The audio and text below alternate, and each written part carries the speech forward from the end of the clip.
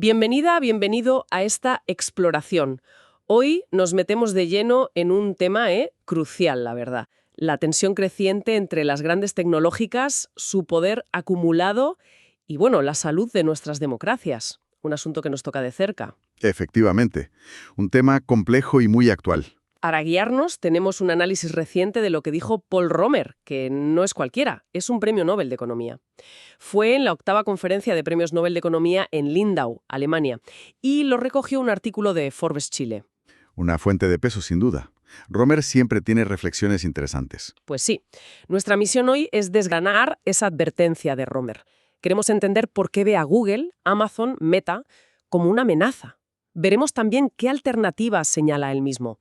Y, muy importante, vamos a contrastar su visión con otras, como la de Mario Draghi, que también habló allí. ¿Empezamos a darle una vuelta? Vamos allá. Suena muy interesante. Vale, pues empecemos por el núcleo, por la advertencia principal de Romer.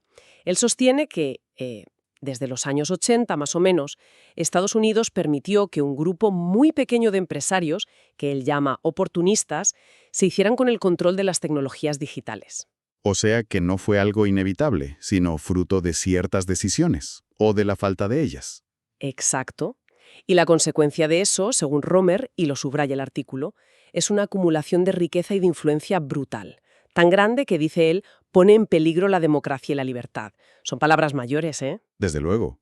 Y viniendo de un economista centrado en un crecimiento y la innovación, pues resuela todavía más.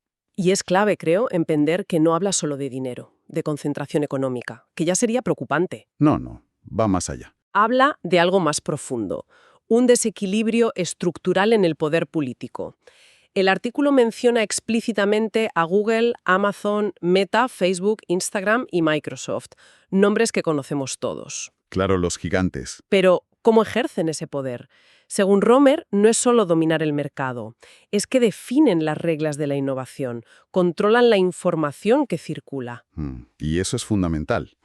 Moldean cómo interactuamos en redes y, ojo, condicionan el debate político. Tienen un poder de agenda enorme. Es que ahí está la clave, ¿no? Si controlas la información y el debate, controlas mucho más que un mercado. Controlas en parte la percepción de la realidad. Es fascinante que sea Romer precisamente quien ponga el dedo en esta llaga. ¿Por qué lo dices? Porque Romer ganó el Nobel por destacar que las ideas, el conocimiento, son los motores del crecimiento a largo plazo. Que él, precisamente él, señale ahora que el control de esa información y ese conocimiento por unos pocos es una amenaza para la democracia, le da un peso tremendo. Entiendo. Hay como una tensión ahí. Exacto. El mecanismo que describe es crucial. Si unos pocos actores deciden que vemos, como hablamos entre nosotros online, sobre qué temas se discute, pues cómo funciona una democracia real basada en la deliberación informada, en la pluralidad. Se resiente la base, claro. Se resiente muchísimo. Y eso nos lleva a la pregunta que Romer lanzó allí y que recoge Forbes Chile. ¿Podemos, como sociedades, recuperar el control democrático sobre la tecnología? ¿O el poder de estas plataformas ya es, digamos, irreversible?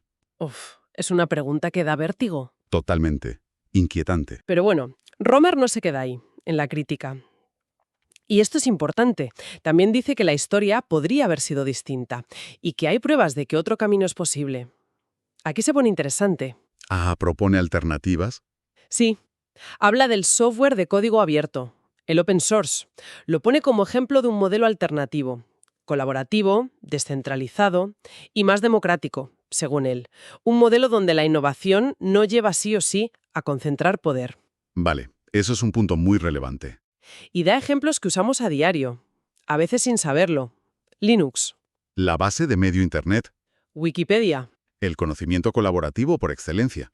Incluso la propia infraestructura inicial de Internet, basada en principios abiertos.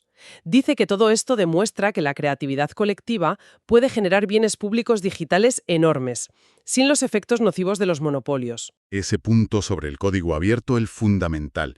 Lo que sugiere Romer es que el problema no es la tecnología en sí misma, no son los ordenadores o las redes. Claro. Es el modelo de negocio, la estructura de poder, la regulación o la falta de ella, que se ha montado alrededor. La tecnología no es neutra, su impacto depende de cómo la diseñamos, la financiamos, la implementamos y la gobernamos. O sea que el modelo actual de concentración no era el único posible. Exacto. La existencia de alternativas como el código abierto lo demuestra. Hubo y hay otras formas. No estábamos condenados a esto. Entiendo. Y eso subraya lo que está en juego, según Romer. No es solo una discusión técnica de software o de competencia. Es la vitalidad de la democracia misma frente a esta concentración brutal de poder informativo y económico. Es una cuestión de equilibrio de poder en el siglo XXI. Vale, clarísimo el punto de Romer. Ahora, si te parece, introducimos la otra voz del evento de Lindau que menciona el artículo, Mario Draghi, expresidente del BCE, figura clave en Europa. Su enfoque es... Distinto. Sí, más centrado en la competitividad europea, imagino. Justo. Draghi lanza una crítica directa a Europa. Dice algo así como que Europa prioriza la protección social, la privacidad, los derechos humanos, casi todo menos la innovación.